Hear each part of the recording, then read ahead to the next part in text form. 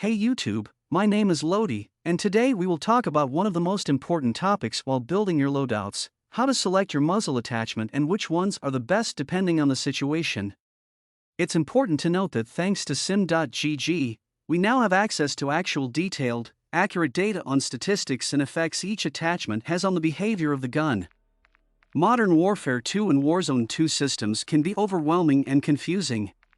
You have many attachments for each slot that you need to unlock on other weapons. Don't worry, this is precisely why I'm here today. For each muzzle I selected to be the best in their playstyle, I will give you the pros, cons, and how to unlock them.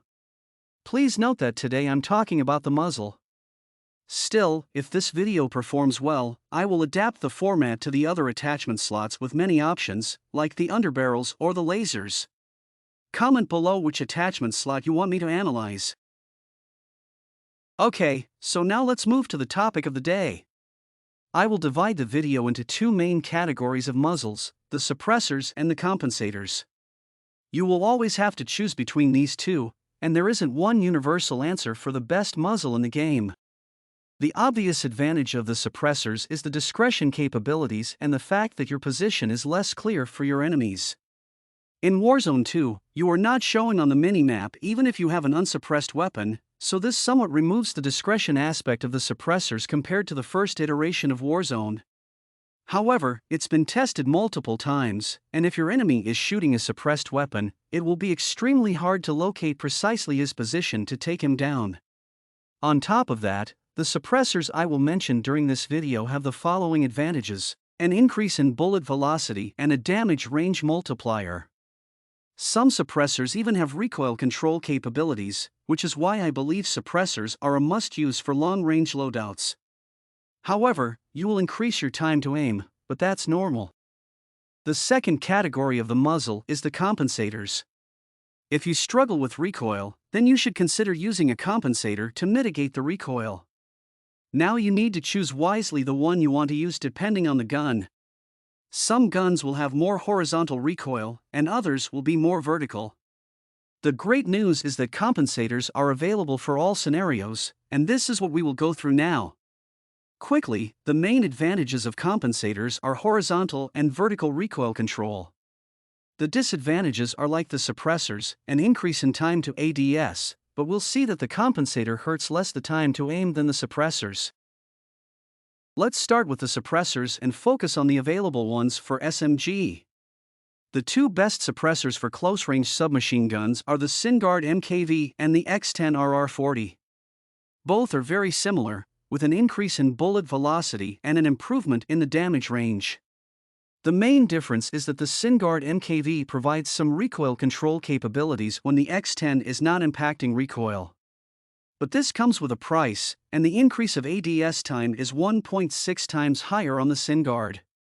To summarize, you should use the SynGuard MKV for sniper support, where you need more range and recoil control, but if you want something snappier and faster, go for the X10. In another way, if you play Al Mazrah with a sniper, equip your SMG with the SynGuard MKV, but if you want to play the upcoming Resurgence mode, I'm sure the X10 will be a better option. Unlock the SynGuard by leveling the Vel 46 to level 16 and the X10 by leveling the PDSW to level 13. Now, let's jump to the best suppressors for long range: the Harbinger D20 and the ZLR Talon 5. You will find one or the other depending on the gun, but it's never a choice. Some guns have the ZLR, and others have the Harbinger available. Of all the suppressors available, they are tailored for the longer ranges, the best bullet velocity improvements and recoil control capabilities. The ADS time is also more impacted as everything is a trade-off in this game. If you want more range and recoil control, then you'll lose some mobility. Seems fair and balanced. Unlock the Harbinger by leveling the STB 556 to level 18, and unlock the ZLR Talon 5 by leveling the TAC-M to level 22. Finally, for the suppressors, there are also excellent options for mid-range or the upcoming Ashika Island gameplay. You don't always need the best bullet velocity and recoil control that kill your ADS time. The Polar Fire and the Echoless 80 are fantastic for mid-range fights, and I truly believe they will be the meta in Resurgence Season 2. You get the same bullet velocity increase as the previous ones, but the difference is that you have a smaller impact on ADS and no recoil control bonus. Unlock the Polarfire S at level 5 of the Lachmann 762 and the Echoless at level 14 of the TAC 56. Compensators are more straightforward to select.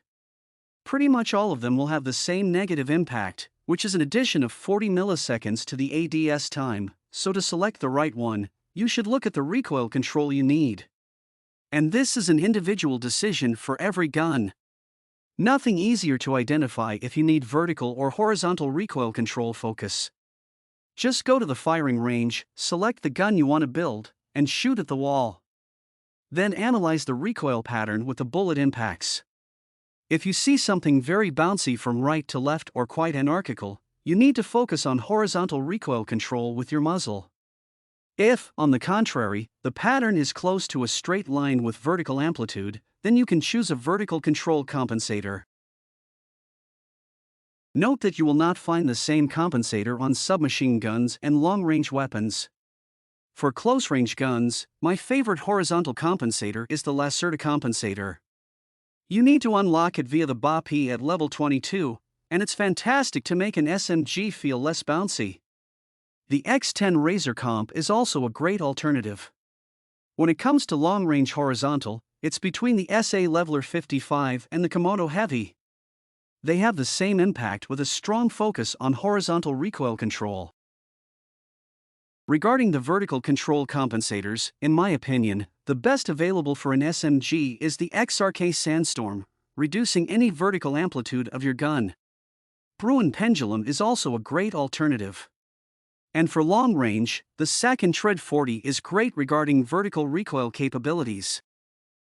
Finally, just a quick word, sometimes you need both vertical and horizontal control, and some compensators are built for that. Thank you so much for watching the video until the end. Don't forget to hit the like button to help the channel and leave a comment if you have questions or remarks. Have a very nice end of the day.